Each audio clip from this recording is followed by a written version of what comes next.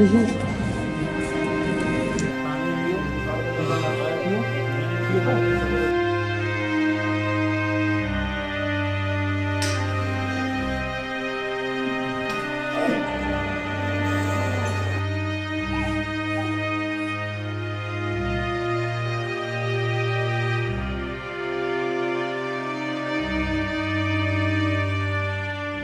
symptoms of rabies can appear as long as after 2 years of contact, and all the suffering caused by this tiny bullet-shaped virus.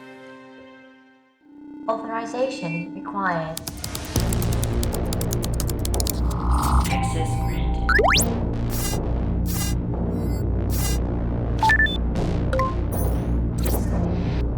60,000 people die suffering from this ordeal annually. 20,000 people in India alone, primarily from coming in contact with dogs.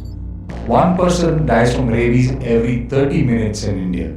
And a surprisingly large number of cases of rabies come from contact with pets.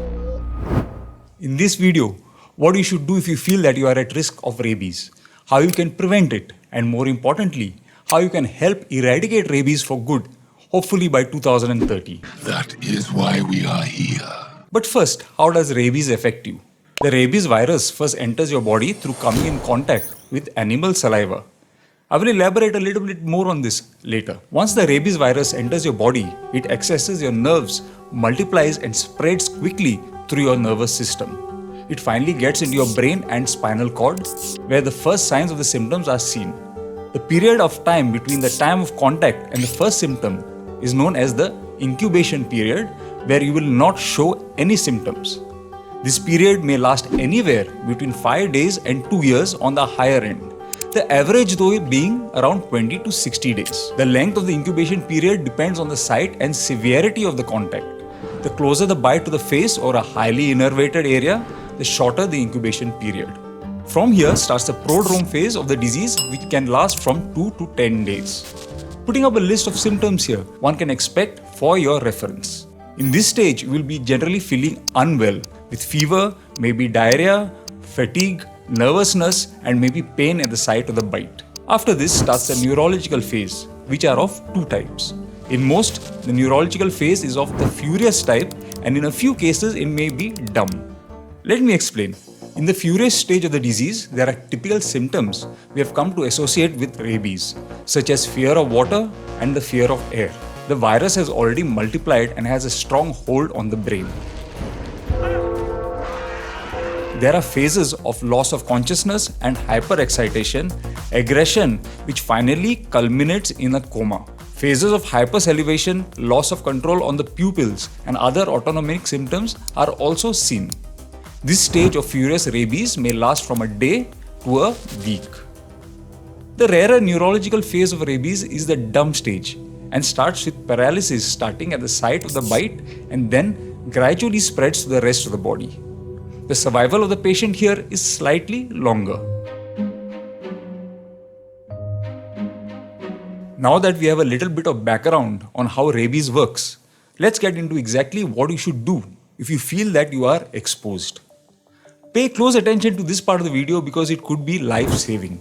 There are three main categories of exposure to which you will have to practice post-exposure prophylaxis, or PEP in short. Remember, you will have no idea if the animal you are exposed to has rabies or not. It doesn't mean if that animal is aggressive, it has rabies. The opposite also holds true. If the animal seems docile, it doesn't mean that it does not have rabies. Category 1 is where you might be feeding or touching a rabid animal. As long as you don't have cuts on the exposed area, this is low risk and you do not have anything to worry about. It is recommended that you wash your hands or the area for at least 15 minutes with soap and water. Category 2 is when a suspected animal nibbles at you or scratches you without any bleeding. You need to take this seriously. Again, wash the area with water and soap for 15 minutes and then visit your local medical establishment for vaccinations. Prefer intradermal injections, that is, injections in the skin. These injections are to be given on 4 separate days on 2 sites each time. Category 3 exposure is when there is obvious breach in the integrity of the skin, such as a bite or if the animal has licked an open wound. If there are multiple bites or if the wound is close to the face and brain, you need to act very quickly. Wash the wound with soap and water and rush to your medical establishment. You may also add antiseptic before you reach the medical establishment. Antiseptic means medical grade antiseptic, not assorted ingredients from a kitchen like turmeric, honey, lime, salt, chili. Okay, it should be medical grade antiseptic. After this, vaccinations as indicated earlier, followed by the administration of immunoglobulins at the site of injection. This is a must and often overlooked step in some establishments. Immunoglobulin is administered by a small syringe around the wound site. Your doctor might also prescribe you a tetanus shot along with antibiotics. Additionally, if the bite is from a domesticated animal, keep it under observation. Just because it is domestic, it doesn't mean that it is not carrying rabies. Remember, in India, a lot of people do not even bother to vaccinate their pets regularly. If a category 2 or category 3 exposure is from a wild animal, vaccination followed by immunoglobulins is a must. I hope until now that you have understood that rabies is real and it is serious, especially if you are living in India. It can happen to you, or worse, it could happen to your children. A person is bitten every 2 seconds in India, and 40% of rabies cases are in children. So prevention is not an option, but a must. There are a couple of things I would like to tell you to prevent rabies and eventually eradicate it once and for all. The theme of which requires you to take the initiative. In India, we do not have a habit of vaccinating and spaying our pets. We have to be diligent in their vaccination schedules. They have to get their vaccinations on time, or they are susceptible to bringing in rabies into your home while they are playing with others of their kind.